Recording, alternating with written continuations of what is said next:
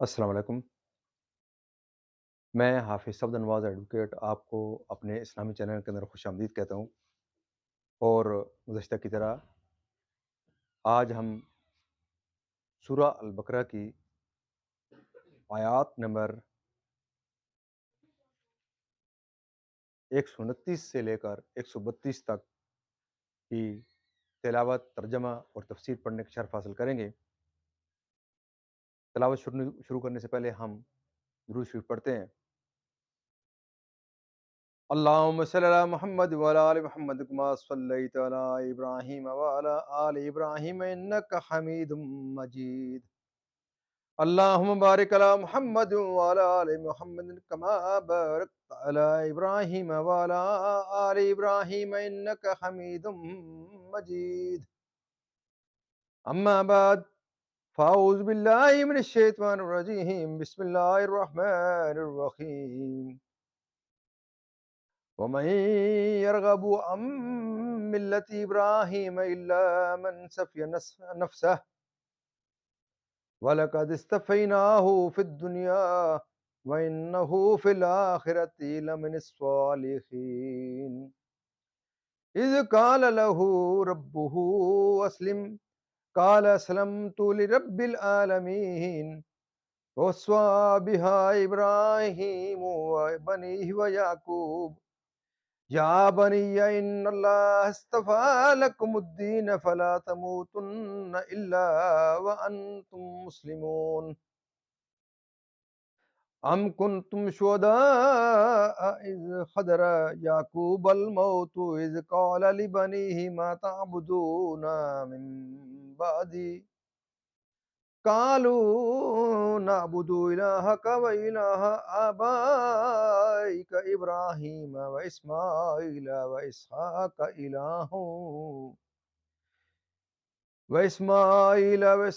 إله واحدا ونحن له مسلمون۔ صدق اللہ العظیم۔ ترجمہ: اور ابراہیم کے دین سے کون منہ پھیرے سوائے اس کے جو دل کا احمق ہے، اور بے شک ضرور ہم نے دنیا میں اسے چن لیا، اور بے شک وہ آخرت میں ہمارے خاص قرب کی قابلیت والوں میں ہے۔ جبکہ اس کے رب نے فرمایا کہ دن رکھ جبکہ اس کے رب نے فرمایا گردن رکھ، عرض کی میں نے گردن رکھی اس کے لیے جو رب ہے سارے جہاں کا، اور اسی دین کی وصیت کی، اور ابراہیم نے اپنے بیٹوں کو اور یعقوب نے کہ اے میرے بیٹو، بے شک اللہ نے یہ دین تمہارے لیے چن لیا، تو نہ مرنا مگر مسلمان، بلکہ تم میں کہ خود موجود تھے جب یعقوب کو موت آئی، جبکہ اس نے اپنے بیٹوں سے فرمایا میرے بعد کسی کی پوجا کرو گے؟ میرے بعد کس کی پوجا کرو گے؟ بولے ہم پوجیں گے اسے جو خدا ہے آپ کا اور آپ کے آباء و اجداد اور آپ کے آبا ابراہیم و اسماعیل و اسحاق کا ایک خدا، اور ہم اس کے حضور گردن رکھے ہیں۔ تفسیر: شان نزول علماء یہود میں سے حضرت عبداللہ بن سلام نے اسلام لانے کے بعد اپنے دو بھتیجوں مہاجر و سلمہ کو اسلام کی دعوت دی، اور ان سے فرمایا کہ تم کو معلوم ہے کہ اللہ تعالیٰ نے توریت میں فرمایا ہے کہ میں اولاد اسماعیل میں سے ایک نبی پیدا کروں گا جن کا نام احمد ہوگا، جو ان پر ایمان لائے گا راہ یاب ہوگا، جو ان پر ایمان نہ لائے گا ملعون ہے۔ یہ سن کر سلمہ ایمان لے آئے، اور مہاجر نے اسلام سے انکار کر دیا۔ اس پر اللہ تعالیٰ نے یہ آیت نازل فرما کر ظاہر کر دیا کہ جب حضرت ابراہیم علیہ السلام نے خود اس رسول معظم کے مبعوث ہونے کی دعا فرمائی، تو جو ان کے دین سے پھرے وہ حضرت ابراہیم کے دین سے پھرا۔ اس میں یہود و نصارہ و مشرکین عرب پر تعریض ہے جو اپنے آپ کو افتخاراً حضرت ابراہیم علیہ السلام کی طرف منسوب کرتے تھے، جبکہ ان کے دین سے پھر گئے تو شرافت کہاں رہی؟ رسالت و خلت کے ساتھ رسول و خلیل بنایا، جن کے لیے بلند درجے ہیں۔ تو جب حضرت ابراہیم علیہ السلام کرامت دارین کے جامع ہیں، تو ان کی طریقت و ملت سے پھرنے والا ضرور نادان و احمق ہے۔ شان نزول، یہ آیت یہود کے حق میں نازل ہوئی۔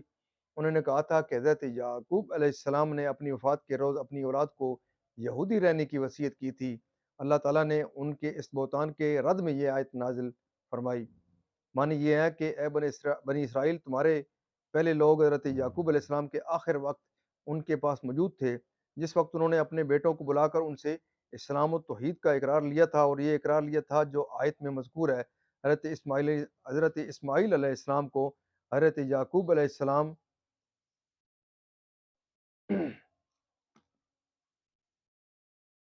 باقی صفحہ 1100 پر ملاحظہ کرتے ہیں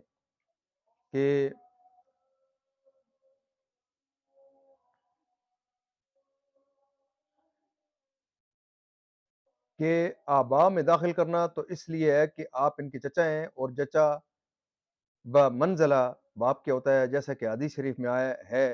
اور آپ کا نام حضرت اسحاق علیہ السلام سے پہلے ذکر فرمانا دو وجہ سے ہے۔ ایک تو یہ ہے کہ آپ حضرت اسحاق علیہ السلام سے 14 سال بڑے ہیں، دوسرے اس لیے کہ آپ سید عالم صلی اللہ علیہ وسلم کے جد ہیں، یعنی حضرت ابراہیم و یعقوب علیہم السلام اور ان کی مسلمان اولاد۔ اے یہود، تم ان پر بہتان مت اٹھاؤ۔ یہاں تفسیر تمام ہوتی ہے۔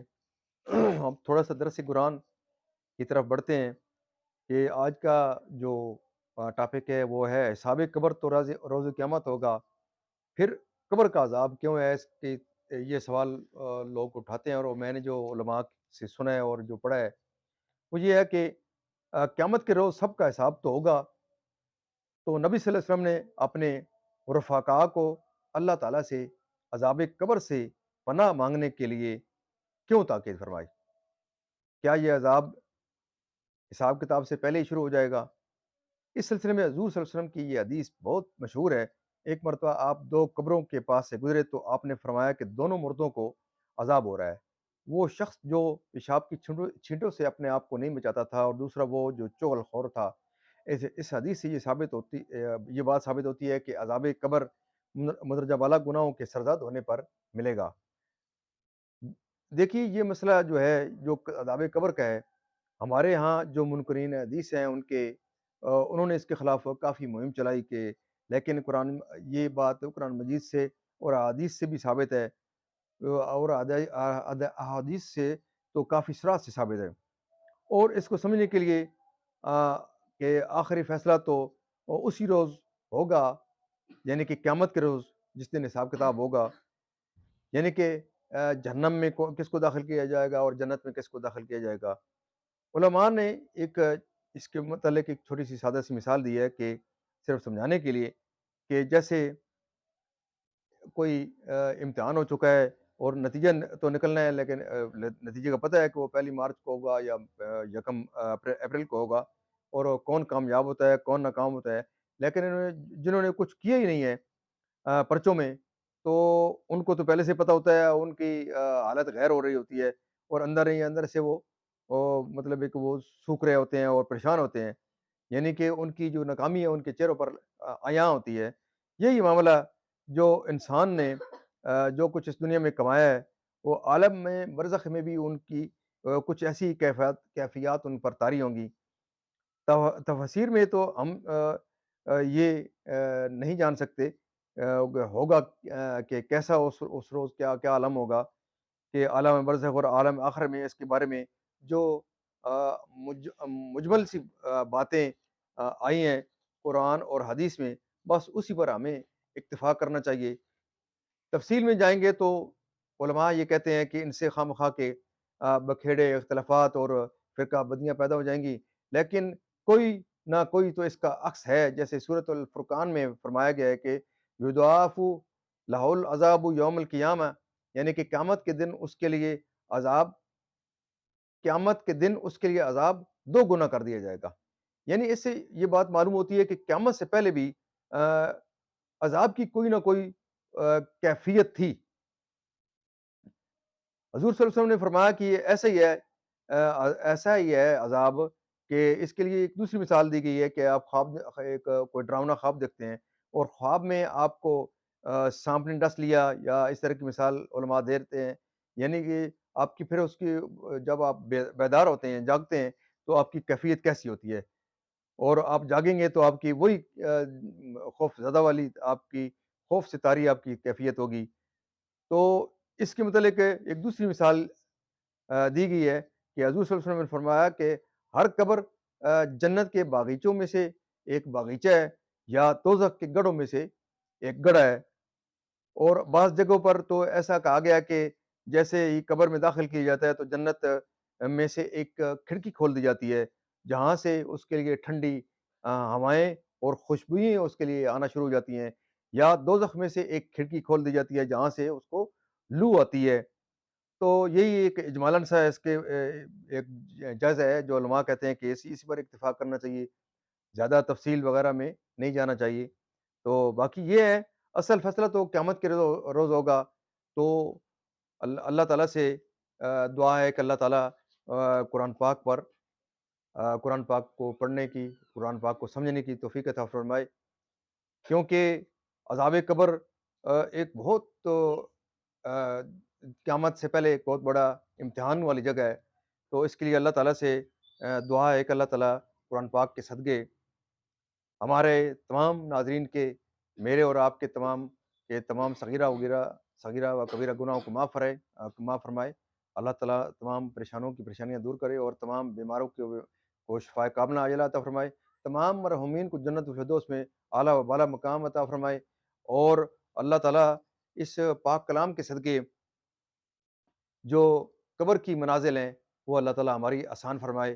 تو آپ دوستوں سے التماس ہے کہ جاتے جاتے میرے اس چینل کو ضرور لائک اور شیئر کریں تاکہ اللہ تعالیٰ آپ کو توفیق دے، اور میرے اور آپ کے توسط سے اگر کوئی بھی کلمہ گو اس کو صراط مستقیم پر چلنا شروع ہو گیا اور اس کو ہدایت مل گئی، تو میرا اور آپ کا یہ جو ہم نے سلسلہ شروع کر رکھا ہے، ہم یہ سمجھیں کہ ہم کامیاب ہو گئے ہیں۔